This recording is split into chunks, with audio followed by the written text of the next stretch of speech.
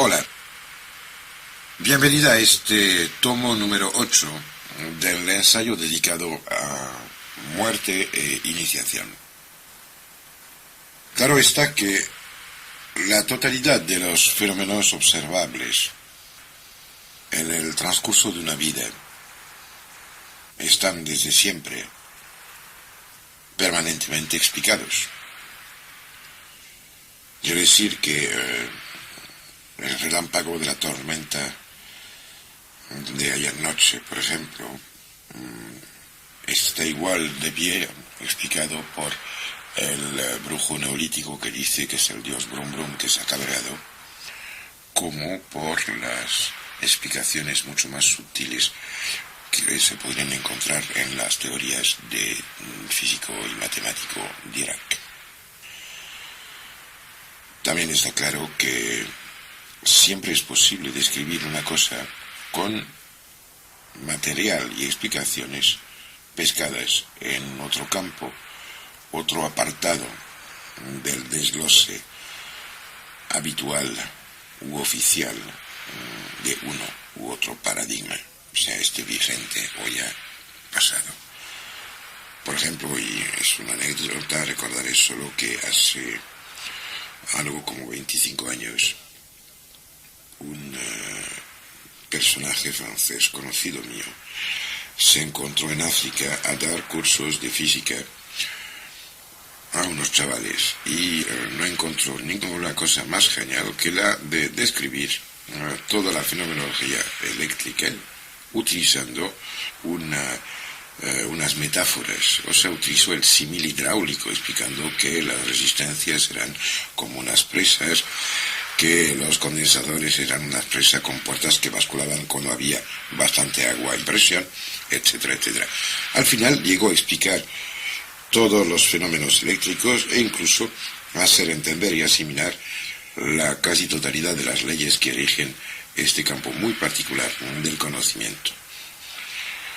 El problema, porque hubo problema, se planteó un día en el cual uno de los alumnos, enfrentado a un problema casero relacionado con la electricidad, puso un recipiente de cristal debajo de unos hilos eléctricos que cortó con tijeras para recuperar en el vaso la electricidad que fluyera afuera. Evidentemente se electrocutó. ¿Por qué comentó este casi chiste? Únicamente porque en el campo que a nosotros importa ahora mismo hay exactamente este mismísimo peligro. Hay en circulación en todos los sitios del planeta una pletora de libros o escritos, cosas, que cada una describe, predicando por su capilla, los fenómenos de todos conocidos o sea experimentalmente o bien será a través de testimonios.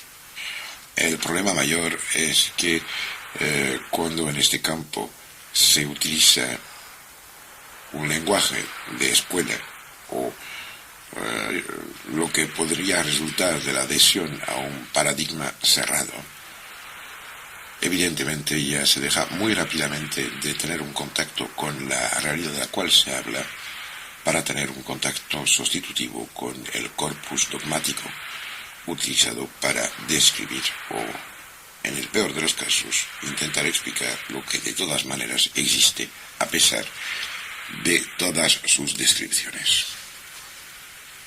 Volviendo al tema que nos preocupa, antes de empezar lo que va a ser el objeto de este tomo, creo de vital importancia aclarar algo. Estamos hablando, en realidad, de toda una serie de interacciones constatadas y posibles de vivir de todas maneras, interacciones que existen entre el cuerpo, materia física, somática y la mente, o si prefieren de manera un poco más fina, aunque reductora, entre la masa cerebral, el contenido de la calavera y las actividades psíquicas o espirituales, pero siempre nos encontramos con que debajo de esas dicotomías existe una preconciencia de un fenómeno. Y es la siguiente: no somos el cuerpo nuestro. Tampoco somos nuestro cerebro.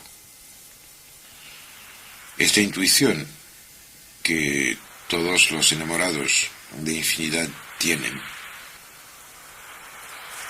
se puede encontrar a lo largo de los milenios en todas las huellas dejadas por aventureros del espacio interior.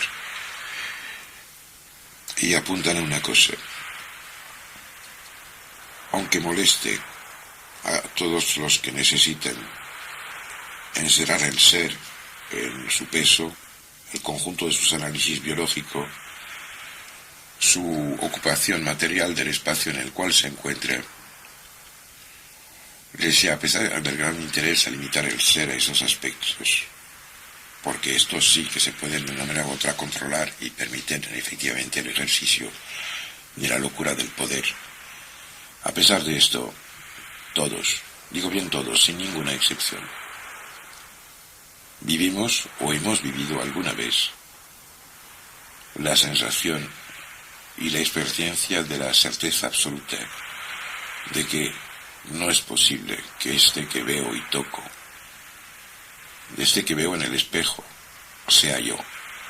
Todos albergamos en el más hondo de nuestra estructura semiconsciente habitual, albergamos el plan, el molde, la huella de un ser del cual sabemos que somos él, y también sabemos que no es como aparentemente somos.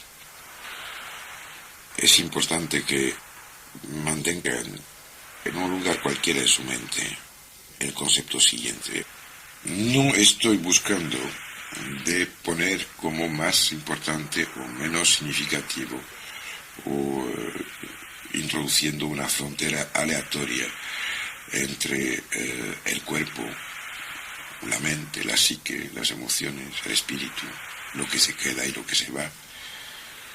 Estoy hablando de 3 niveles. El primero es que dentro de la conciencia de infinito, que nace con mucha facilidad dentro del ser, a pesar de que lo más de veces aparecen momentos de angustia, está claro que el niño, el chaval, el adolescente, el adulto, evolucionan perdiendo cada vez más características, y que si se siguiera la línea matemática de evolución corporal de alguien de 80 años, a los 250 aparecería una bola arrugada. Creo que si esto ocurriera, a pesar de todo, seguiría pensando que es alguien de una edad comprendida entre 17 y 30, al máximo de sus potencialidades físicas y mentales, aunque esto habría que discutirlo mucho. Este es un primer paso un poco falso, están confundiendo el símil hidráulico con la electricidad, y como el objetivo mío es que primero tengan conciencia de la prodigiosa inmensidad del ser y que después no impidan el contacto con esta parte más alta, más fantástica, más prodigiosa y luminosa de su ser. Es importante que siempre estén conscientes que hay 2 puertas para llegar a sí mismo. Una que se limita a lo que desaparecerá de todas maneras y que les transformarías en bodybuilders musculando su cuerpo o su mente.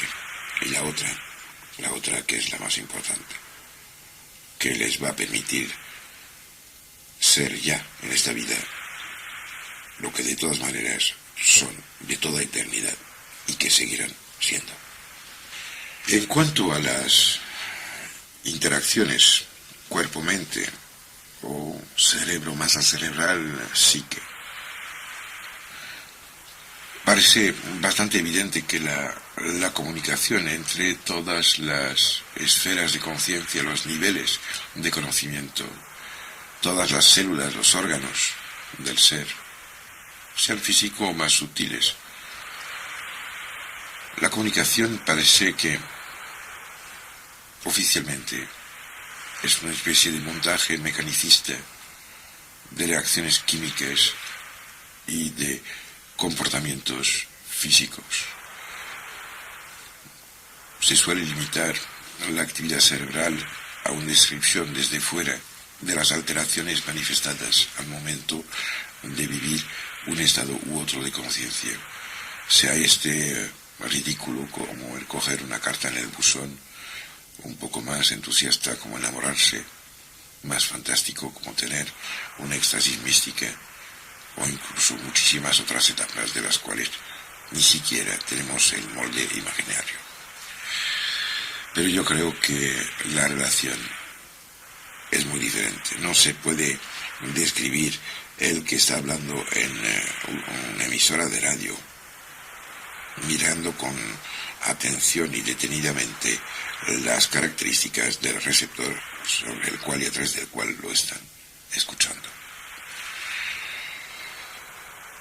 El contacto, esta intercomunicación, este prodigioso fenómeno que introduce orden, negentropía, en medio del concepto universal de desorden y de caos, la entropía, parece para mí ser inicialmente de orden, por lo menos vibratorio y electromagnético, mucho antes que de ser químico o eléctrico.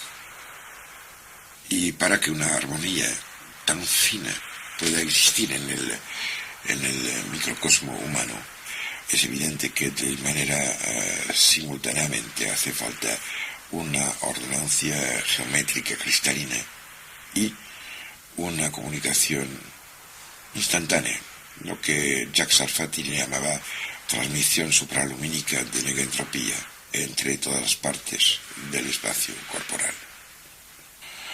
Lo cual en realidad quiere decir, implica una verdadera distribución de tipo holográmica de la información por interpenetración y resonancia de todos los campos de energía que recorren el espacio del cuerpo. El ser con mayúsculas y el ser humano con minúsculas es antes de todo un ser luminoso y solo después, muchísimo después, un ser denso, físico. Esto es un poco la vieja pregunta que se hace de mil maneras diferentes en muchos monasterios orientales. Cuando llega un discípulo, un pretendiente al discipulado, se le enseña la higuera, el bañán que crece afuera en el patio, como yo lo he vivido 3 veces. Y si lo ves, claro, el discípulo o el pretendiente dice, sí, lo veo. Y dice, ¿qué es el árbol? Los tontos saben y dicen, es un bañán. Los demás contestan 100.000 cosas. Después, habitualmente, el maestro afina, diciendo, bueno, pero el árbol es la raíz, es el tronco, serán las hojas, las flores, las frutas. No existe respuesta a la pregunta, aunque hay unas que son fantásticas y ya célebres, como decir el árbol es el lugar en el cual los pájaros cantan. El árbol es el sitio en el cual el viento tiene sonido, y muchas otras. Pero, en realidad, nadie sabe de antemano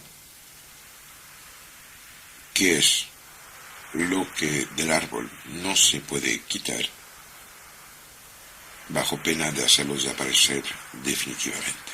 Claro está que me contestarán que el fundamental será el ácido desoxirribonucleico, la organización peculiar de codones que hace que el DNA de este árbol permita hacerlo mediante un cloning en un momento u otro. Vale.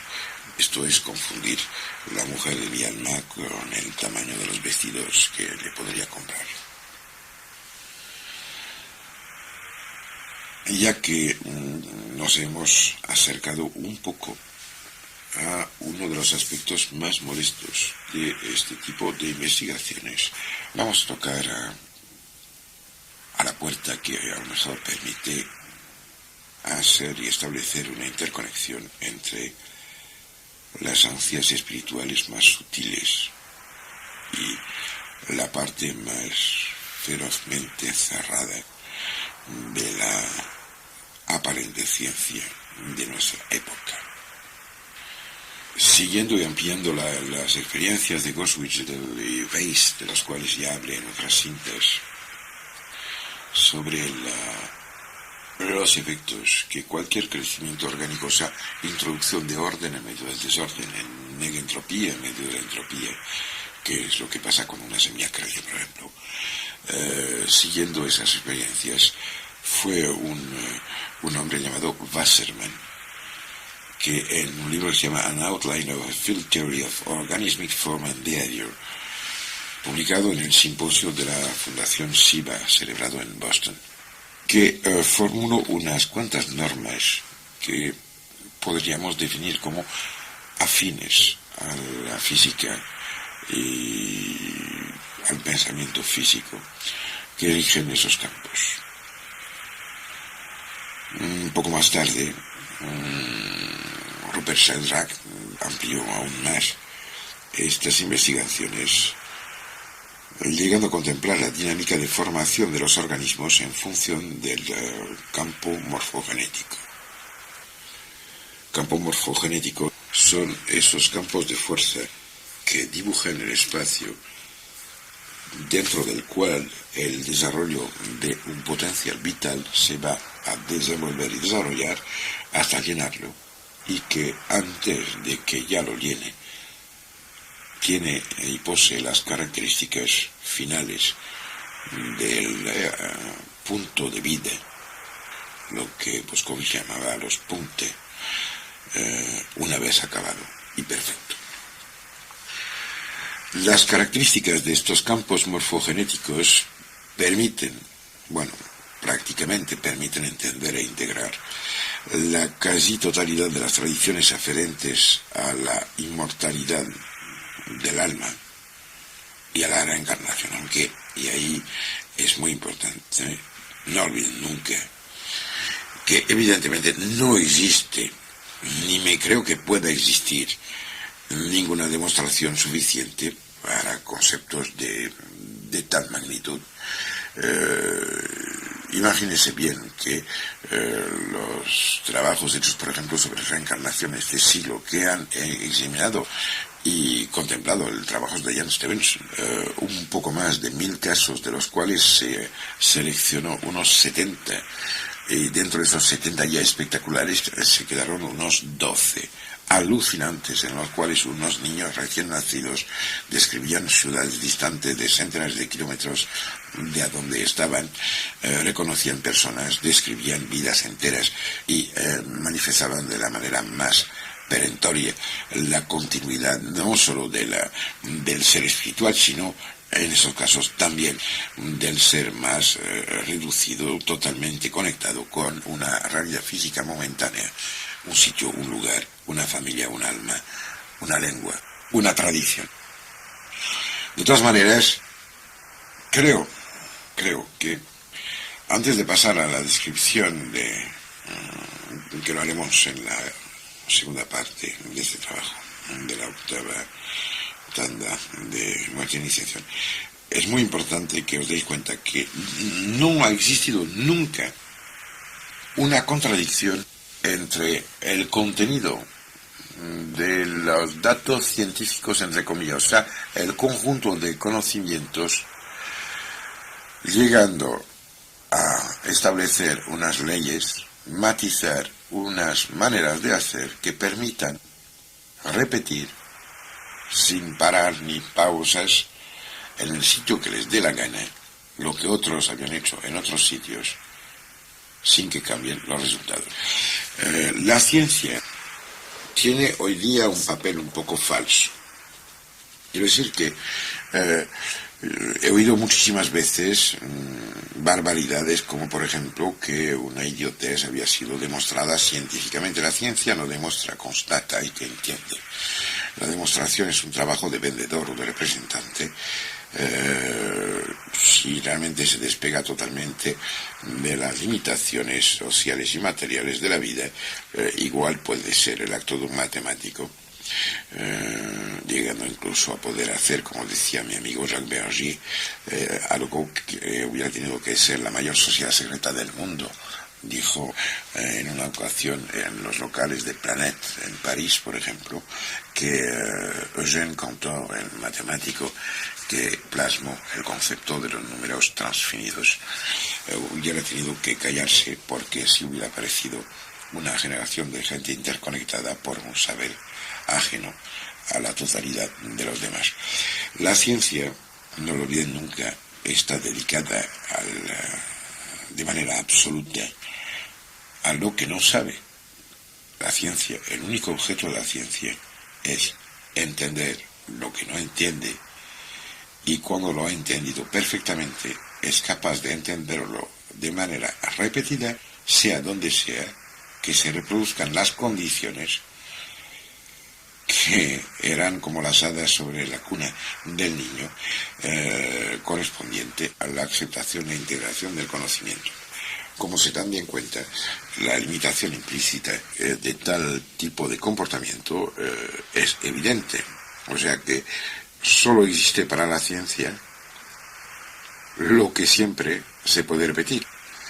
Para darle un ejemplo, aunque lo pueda considerar a posteriori, el que gana el loto no es un objeto científico, ya que a pesar que vuelva al mismo bar, ponga los mismos números en la misma hoja, no volverá a ganar. Y evidentemente me saldrá el ciento latra, el cientófilo, que me dirá, claro, es que no es el mismo día de tal y cual. Pues vale, de acuerdo, pero tampoco es el mismo científico que vuelve al laboratorio, lo cual quiere decir que para que los datos de la ciencia funcionen hay que limitar la realidad a un sitio, un lugar, un momento, y no tener en cuenta de que el señor que practica el experimento haya o no hecho el amor con su mujer, que no se hayan pelado y que no tenga zapatos nuevos que le duelen a los deditos del pie. Para acabar de romper esta lanza, tendría que decir que de todas maneras la historia de la ciencia está hecha de una serie de confesiones sin penitencia que merecerían realmente una extensa difusión para que la gente deje de pensar que la ciencia, tal un nuevo Moloch, es el Dios absoluto de lo que puede o no puede existir. De todas maneras, si usted ve algo, vive algo, siente algo, no pida que otro le diga que lo haya vivido, porque a ese momento se le estaría renunciando a la parte más fundamental de lo que es y de lo que su vida puede representar, que es la adquisición de su propia experiencia. La ciencia sirve solo para clasificar cosas que se asimilan las unas a las otras mediante unos parámetros consentidos por los que asisten al acto. Pero dentro de este tipo de menesteres cabe, y que Dios me perdona el chiste, la posibilidad de que una vez que unos especialistas de las curvaturas de volúmenes se hayan reunido, puedan llegar a confundir en nombre de las jorobas un cacahuete con un camello. La media risa tiene su importancia porque lo que va a seguir necesita por parte vuestra una gran paz interior con una pequeña sonrisa en la esquina del alma. Y antes de cerrar esta primera cara del octavo tomo, y le voy a confiar un chiste que no es tal chiste, sino que voy a romper, ya que he dado una leña a los científicos, una lanza en la otra dirección.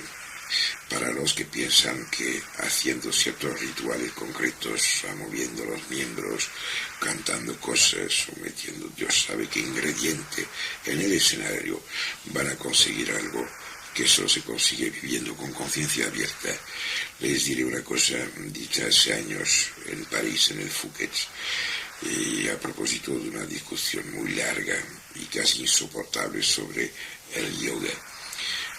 Se dijo que si bastaba ponerse en cuclillas para tener la iluminación Hace ya tiempo que todas las ranas serían Buda.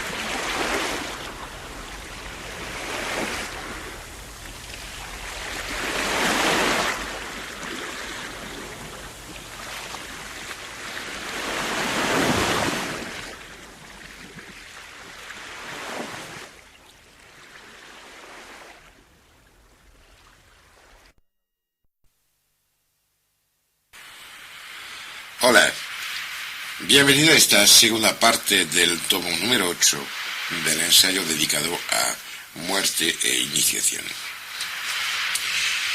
Os dejé en la última parte con lo que parecía ser un chiste, pero que si lo piensan bien no es tal. Nos vamos a ocupar ahora de esos niveles de actuación y existencia de los fenómenos que nos preocupan. Antes de empezar a describirlos, creo importante recordar que no estoy haciendo un curso de física teórica, pero que muchas de las constantes que se reconocen, para tener una idea de la constante, pues habitualmente el agua moja, esto sería una constante. Bueno, hay otras más complejas, pero son constantes. Y entre todas las, entre comillas, constantes conocidas o por conocer, existe por lo menos una, que es la siguiente, que dice que cuando varias manifestaciones energéticas se producen, pues de manera divertida, la energía es perezosa, o sea que tiene una tendencia innata a volver a un estado de equilibrio. En cuanto a las manifestaciones que nos preocupan, existen tres niveles. No son los que yo digo, sino que estamos haciendo un paseo dentro de las hipótesis y datos que nos han aportado los investigadores. Estos tres puntos aparentemente fundamentales son los siguientes. Uno, en ausencia de perturbaciones, el campo soporte, quiero decir que la zona de interacción mente, cuerpo, espíritu, cerebro, pensamiento, psique, queda de manera permanente en uno de los estados estacionarios posibles. Esto es un poco como decir que suena mejor la guitarra cuando se plasma un acuerdo con sus cuerdas. Y de todas maneras, esto siguiendo la segunda ley de la termodinámica, el más estable de estos está siempre aparentemente el que posee el coeficiente de energía más bajo. Segundo, los intercambios de energía o de información, que al final resulta ser lo mismo si se mira con bastante atención e inteligencia. Los intercambios, decía, de energía o información, o sea, datos entre campos, obedecen a la ley de conservación de la energía, la segunda ley de la termodinámica, y son limitados por sus probabilidades de transición. ¿Qué quiere decir esto? Que solo ciertos cambios de estado son posibles en ciertos momentos. O sea, que si usted monta una construcción con piedras desiguales, solo existirán unas cuantas secuencias que serán estables, y en estas secuencias podría sustituir alguna que otra pieza, pero ya tendría que ser por unas piezas muy especiales que respondan a los puntos de contacto y de presión específicos de la piedra que quita. Tercero, y esto es la otra norma que parece aplicarse, es la siguiente: varios campos pueden estar relacionados entre sí de manera específica. El estado de estas conexiones tiene menos cuota energética que la que cada uno de los campos aislados tendría estando en un estado estacionario. O sea, eso quiere decir que cuando hay interacción entre el cuerpo, que tiene su actividad biológica, sus intercambios, movilización de oxígeno, transporte de ion hidrógeno a lo largo de la cadena descrita por el ciclo metabólico de Krebs, y la mente definida por su capacidad de ocupar o no ocuparse de una u otra fuente de información o de sumisión, porque la información no siempre es poder, a veces es limitación y sumisión, pues pueden tener unas cuantas alteraciones de sus estados recíprocos en cuanto a energía. ¿Qué quiere decir energía? Pues muy sencillo, es muy tonto. Usted coge un cachito de hierro, lo calienta, se pone rojo, o sea, emana una serie de corpúsculos, se desarregla su estructura atómica, y usted, al introducir desorden en la masa universal, introduce un concepto nuevo que es energía. O sea que lo que uno pierde, otro podría aprovecharlo. Esto es un concepto que, a pesar de tener la reputación de estar muy difundido, me temo de que no sea tan común. De todas maneras, para poder seguir tenemos que aceptar por lo menos unos cuantos datos, y aceptando las tres premisas estamos obligados a formular la posibilidad de que existiesen campos es decir, conjuntos energéticos relacionados con un efecto o una origen determinada, caracterizados por otro tipo de cuantas, o sea, puntos concretos de energía no susceptible de disociación, diferente de los observados y calculados hasta ahora por la física teórica. En palabras pobres quiere decir que a pesar de que se sepa todo del vuelo del Boeing A340, pocas cosas nos dará sobre el movimiento de la gaviota que miramos encima del mar, al menos que limitamos la gaviota y el Boeing al hecho que tienen alas. De todas maneras, esto implicaría que o bien no puede haber interacción entre estos campos y los campos físicos, lo que provocaría que, en consecuencia, estos campos microenergéticos, de los cuales estoy hablando desde ya varias horas, tuviesen la posibilidad de irradiar su energía. O sea que al momento en el cual impactan en la zona más baja de la realidad, la zona física, podrían irradiar esta energía sobre distancias gigantes, sin que ella pueda ser absorbida por los demás campos físicos, entre otras cosas, porque la origen, la fuente, el punto de referencia de esta alteración de la estructura del continuo espacio-temporal está fuera del sitio a donde se encuentra el observador. Esto es algo un poco brutal, porque hasta los físicos teóricos que tienen premios viven afuera de sus laboratorios y que pocas veces tienen instrumento de medición puesto en su cama de boda o en su cocina o en su barbacoa. Lo que estoy intentando hacer es describir una realidad extensa, y lo que hace la ciencia es decir, mira, lo único cierto es esto y es limitado, con lo cual no me hable del lucio que está nadando en el río cercano comiendo los pececitos que se reproducen en cantidades ingentes debido al agua caliente que tiramos al río, porque no nos interesa. Bueno, esto está perfecto, pero la realidad no se puede limitar, la verdad es total o solo es una descripción. No confundamos los periodistas con las cosas de las cuales hablan. De todas maneras, no se podría intentar finalizar este trabajo, este ensayo sobre los aspectos diversos de la relación entre la muerte y la iniciación, conectándolos con las experiencias cercanas a la muerte, de las cuales hablo desde ya 6 o 7 horas, sin hablar de un señor que se llama William Roll. William Roll publicó poca cosa, pero hay una comunicación de pocas páginas que publicó en la Proceedings of the Pidgin Physical American Names, número 1.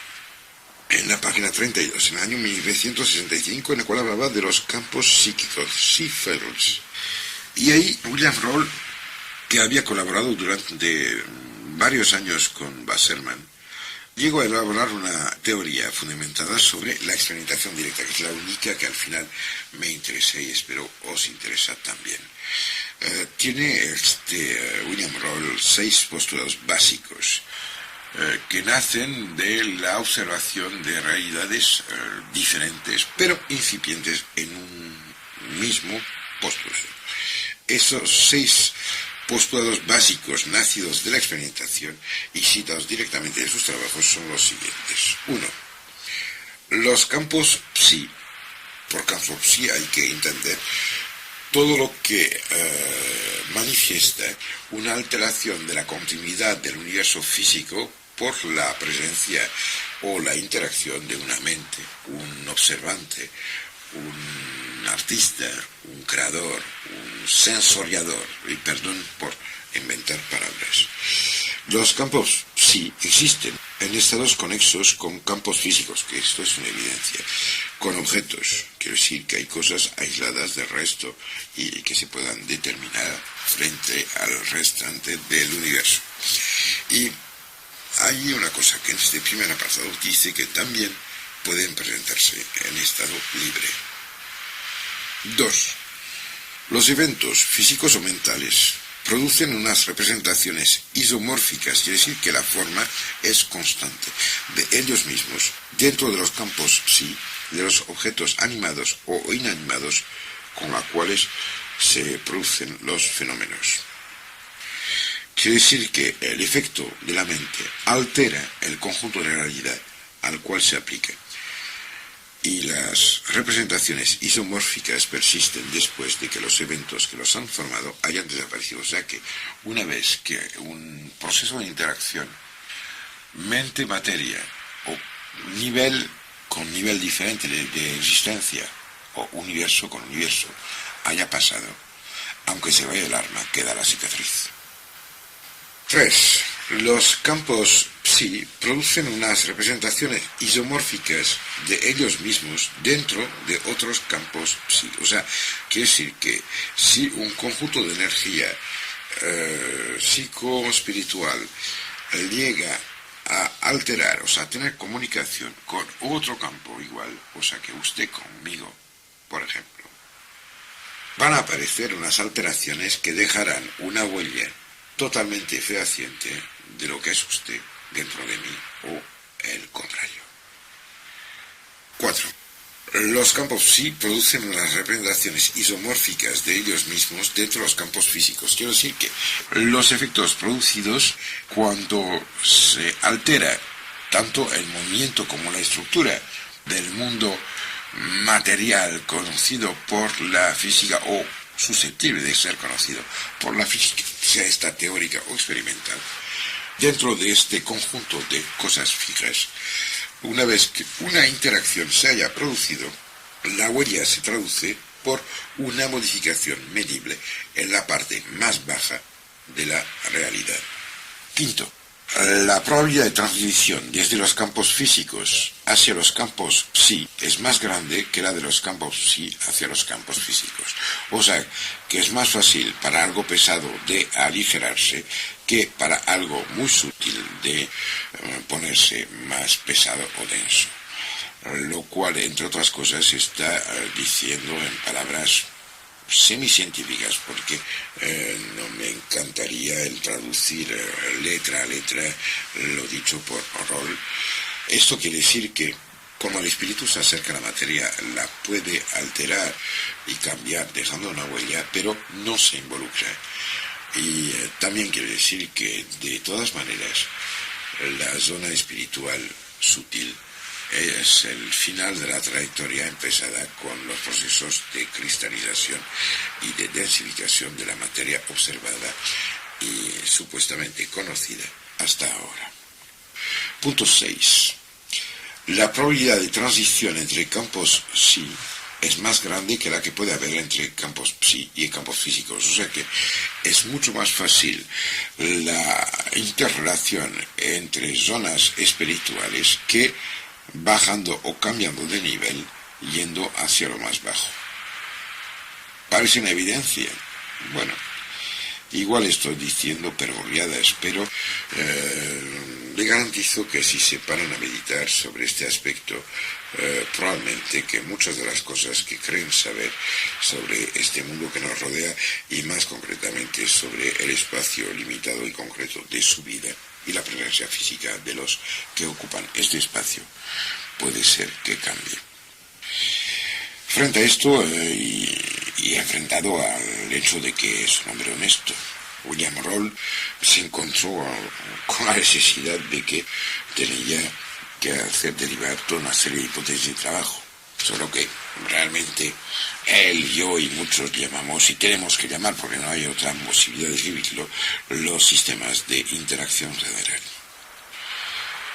Una de sus conclusiones está particularmente adaptada al tema de hoy. En efecto, Roll nota que tiene que ser posible aumentar la emergencia de las interacciones de los campos psi, perturbando o destruyendo sus conexiones con los sistemas de campos físicos. ¿Qué quiere decir esto?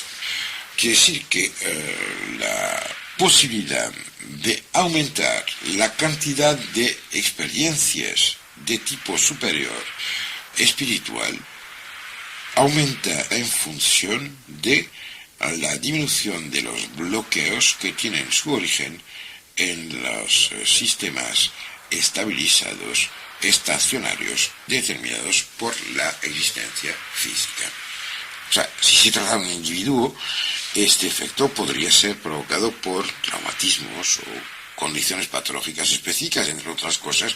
Permite esto entender el por qué tantísimas informaciones acerca de experiencias de casi muerte o cercanas a la muerte sean tan similares a los procesos iniciáticos. Evidentemente, no hay nada que pueda nunca justificar el hecho de buscar una alteración o provocar una alteración traumática o alterar las condiciones normales del soma, o sea, llegar hasta una situación patológica. Para tener este tipo de experiencias, este es el atajo de romper la pared de la iglesia para poder ver dónde estaba la puerta. De todas maneras, es evidente que si habéis llegado hasta este punto de este ensayo, os habrán dado cuenta de que el lenguaje de los que han vivido en estos días experiencias cercanas a la muerte, como los que anteriormente lo habían hecho, así como las antiguas descripciones de fenómenos similares de las cuales disponemos, y también el lenguaje de muchos científicos, con las comillas necesarias, están dibujando mapas similares. Esos mapas, que son esos planos de los terrenos en los cuales se puede ir y que ya se vislumbran, incluyen tanto el sustrato individual de las experiencias trascendentales como las alteraciones y interacciones existentes con el universo conocido, que de todas maneras, por ser conocido, jamás representará el límite del conocible. Por supuesto, las fenomenologías de las cuales me estoy ocupando ahora mismo tendrían, por lo tanto, que, teniendo en cuenta todo lo dicho anteriormente, que considerarse como transpersonales al mismo tiempo que transespaciales y transtemporales. Me doy perfectamente cuenta que estas declaraciones podrían en ciertas condiciones resultar escandalosas, pero ¿cómo podré yo formular lo que sale de estos millares de testimonios a los cuales me he referido a todo lo largo de estas grabaciones y que preocupan hoy día a tantos científicos?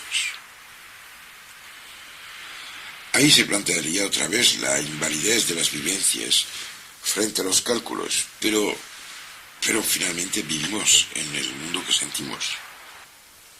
La única importancia de los artes del conocimiento tendría que ser la de permitirnos saber qué era lo que sentimos y vivimos una vez que lo hayamos vivido, en vez de negar las experiencias constructoras y hacedoras de la individualidad en el nombre de uno u otro paradigma vigente. Y de todas maneras pasa lo mismo con la física, en la medida en la cual, aunque parezca extraño, la física no trata de física, ¿sabe? Recogiendo el pensamiento de Martin Heidegger, que dice, y ahí es él que lo dice, la física como física no puede decir nada de la física. Todo lo que dice la física habla el lenguaje de la física. La física misma no es el objeto posible de una experiencia física. Queda, por lo tanto, establecido que las ciencias no son capaces de presentarse a ellas mismas como ciencias por los medios de sus teorías y por los procedimientos de la teoría. Esto lo dijo Martin Heidegger en Ensayos y Conferencias, páginas 157 y siguientes. Como os habréis dado cuenta, a lo largo de esta exposición y de este ensayo, me he referido varias veces a personas muy dispares entre ellas. Sí he mencionado a unos que otros investigadores reconocidos a nivel universitario académico. Ha sido únicamente para no dejar paso a discusiones inútiles sobre la existencia o no de los fenómenos de los cuales estoy hablando. Como lo dije hace un momento, parece inimaginable que no se pueda considerar las hazañas extraordinarias como significativas bajo el pretexto de que precisamente son excepcionales. Y se ven cuenta que siguiendo esta pauta hubiéramos tenido que borrar la existencia de África, de las fuentes del Nilo y 100.000 otras cosas, solo porque eran únicas. El problema opone la unicidad de las cosas importantes a la reproductibilidad pregonada por la ciencia. Es un tema que nunca podéis olvidar. Si lo hacéis mal, harán hacer el silencio y seguirán viviendo el trascendental. Si lo hacen bien, abrirán paso y camino a otros que, como poetas, se darán cuenta siguiendo a Madariaga que el camino se hace al andar. De hecho, lo importante hoy es darse cuenta, tomar conciencia de que no estamos limitados por el transcurrir de nuestras aparentes vidas, que nuestro cuerpo al final es solo una de las 1000 manifestaciones de una verdad mucho más extensa en el tiempo y probablemente en el espacio, que nuestro conocimiento de nosotros mismos está enraizado en unas secuencias aleatorias y que nuestro destino y nuestra realidad nos están esperando mucho más allá del límite que constituye aparentemente la muerte física. Creo que ya es tiempo de volver a hablar de iniciación, de vida y de muerte, dándonos cuenta que la mente humana no está limitada por lo que nuestra conciencia dormida nos deja saber. El conjunto mente-espíritu, como mínimo transmisible de esta realidad compleja y ambigua, este conjunto es capaz de vivir experiencias de desplazamientos transdimensionales. La iniciación de la muerte, que al fin y al cabo es la iniciación obligatoria, hablo de la muerte para todos nosotros, son una extensión de la conciencia. La conciencia no nace ni muere. Uno empieza a darse cuenta y deja de recordarse. Pero esto está limitado en la cosa que no tiene interés. O sea, no se para la emisora porque usted ya no tiene pilas en el receptor. Todo parece indicar que en el momento de morir, igual que a través de la iniciación, los contactos interpersonales aumentan. Y esto pasa porque, claro, al perder las limitaciones egóticas, características de este nivel nuestro habitual de experiencia, que solemos confundir con la inmensidad de lo que nos espera desde siempre, pues ya no hace falta mantener impedimentos. Y de repente nos damos cuenta que la importancia de esas fronteras que creíamos ser una armadura espléndida era solo la presión inagotable de los demás, que también tenían derecho a ser nosotros mismos. Antes de cerrar este octavo tomo, me queda por decir igual solo una frase sobre la importancia de la iniciación. No he hecho estas grabaciones para intentar hacer saber de una manera u otra lo que yo sabía. Lo he hecho para que sepan todos los que me han oído que realmente la explosión alegre y prodigiosa de la luz y del espíritu es inevitable. Pero a este nivel nuestro, y con esto acabaré, es cierto que la importancia de la iniciación radica en este puente que establece entre mundos separados por el umbral de la aparición del cuerpo físico. Nadie nunca ha sido la resultante de su cuerpo. Después de esta cinta seguirán otras que son apéndices y adendas a este trabajo. Gracias y adiós.